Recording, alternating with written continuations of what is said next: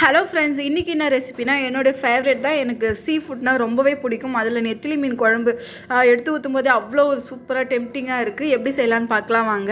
ஒரு மண் சட்டியில் இன்றைக்கி மண் சட்டியில் தான் நான் குழம்பு வச்சுருந்தேன். ஒரு 3 ஸ்பூன் எண்ணெய் ஊற்றிக்கலாம்.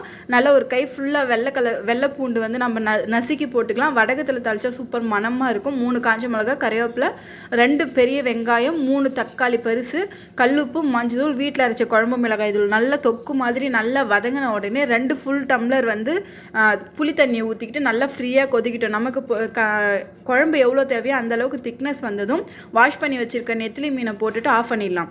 ஏன் உடனே ஆஃப் பண்ணுறேன்னா, நம்ம மண் சட்டியில் செஞ்சுருக்கேன், அதில் இருக்க சூட்டுலேயே அது வெந்துடும். சப்போஸ் நீங்கள் வேறு மெட்டீரியலில் ஏதாவது செஞ்சிங்கன்னா ஒரு 5 மினிட்ஸ் போலும். அதுக்கு மேலே வச்சிங்கன்னா குழம்பு மீன் கரைஞ்சிடும். மேலே கறிவேப்பிலை, கொத்தமல்லி ஆட் பண்ணிவிட்டு லைட்டாக நல்லெண்ணெய் ஆட் பண்ணிவிட்டு ஆஃப் பண்ணிட்டிங்கன்னா அதிலே வெந்துடும்.